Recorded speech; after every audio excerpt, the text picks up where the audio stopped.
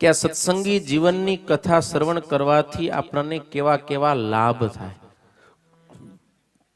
ગમે એવો પાપી જીવ હોય તો પણ આ કથા શ્રવણ કરે ને એ પાવન બની જાય। ગમે એવા અધર્મને માર્ગે ગેરમાર્ગે જનારો હોય પણ ભગવાનની કથા જો શ્રદ્ધાથી સાંભળે તો ચોક્કસ ઈ સન્માર્ગે વડે વડે ને વડે એ કથાનો પાવર છે।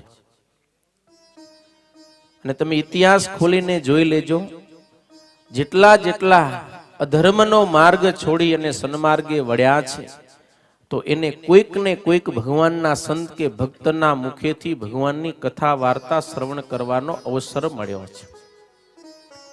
ભગવાનની કથા વિના જીવ ક્યારે ગેરમાર્ગ છોડી અને સન્માર્ગે ચાલતો નથી। ઇતિહાસની અંદર કેવા કેવા મોટા પાપી પુરુષો થયા, લૂંટારા હોય, ડાકુ હોય, ચોર હોય,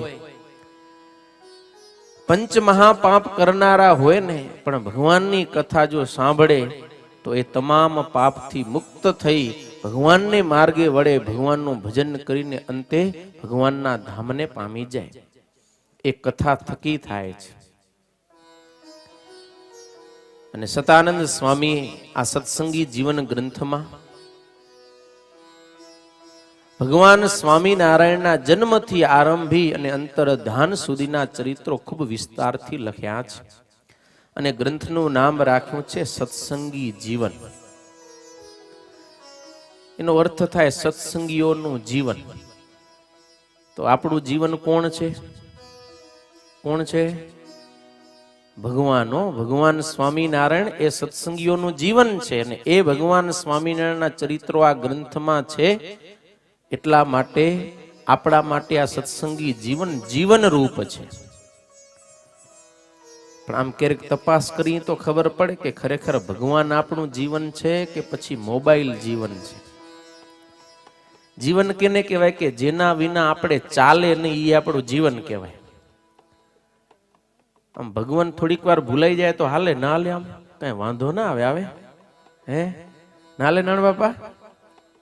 તો હારું, તો એ જીવન રૂપ થયા કહેવાય। જો ભગવાન ભૂલાઈ જાય, સચ્ચિદાનંદ સ્વામી હતા હોય એવા કે શ્રીજી મહારાજના દર્શન ન થાય તો રૂવાડે રૂવાડે એને રુધિર લોહી નીકળે। મહારાજ આમ ક્યાંય ચાલ્યા જતા હોય માણકી ઘોડી પર બેસીને તો સચ્ચિદાનંદ સ્વામી મહારાજના મુખના દર્શન થાય એટલે મહારાજની આગળ ઊંધે પગલે ચાલે। કોઈ કે સ્વામી આમ સીધા ચાલો, તો કે સીધા ચાલો તો મને મહારાજના દર્શન ન થાય। એના દર્શન વિના રહી ન શકાય, એને ભગવાન જીવન થયા કહેવાય। આપણે છીએ સત્સંગી, પણ એવા જ્યારે મહારાજને વિશે પ્રેમી બનીએ ત્યારે આપણે સાચા સત્સંગી કહેવાય। એટલે ભગવાનના ભક્તને ભગવાન સિવાય બીજું કોઈ જીવન ન હોવું જોઈએ કે આના વિના મને નહીં ચાલે, આના વિના નહીં ચાલે, જેના વિના ન ચાલે એ આપણું જીવન કહેવાય ને આપણે પછી એના દાસ કહેવાય, એના ભગત કહેવાય, ભગવાનના ના કહેવાય। ભગવાનના ભગત એને કહેવાય કે જેને ભગવાન વિના ન ચાલે। એટલે આ સત્સંગીઓના જીવન રૂપ છે। વળી બીજા અર્થમાં જોઈએ તો સત્સંગી જીવન એટલે આપણે સત્સંગી છીએ ને આપણું જીવન કેવું હોવું જોઈએ?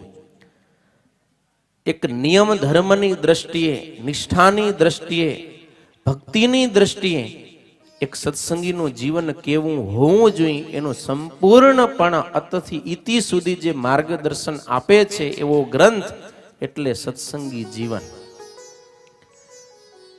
ગમે એવો નાસ્તિકમાં નાસ્તિક જીવ હોય પણ સત્સંગી જીવનનો શ્રદ્ધાથી જો એ વાંચન શ્રવણ કે મનન કરે તો એ આસ્તિક થાય, ભગવાનની ભક્તિ કરી અને અંતે ભગવાનના ધામને પામી જાય। આપણે સૌ ભગવાનને માર્ગે ચાલ્યા છીએ ત્યારે આપણું જીવન કેવું હોવું જોઈએ, શું કરવું શું ના કરવું એનું માર્ગદર્શન આ સત્સંગી જીવન ગ્રંથ આપે છે।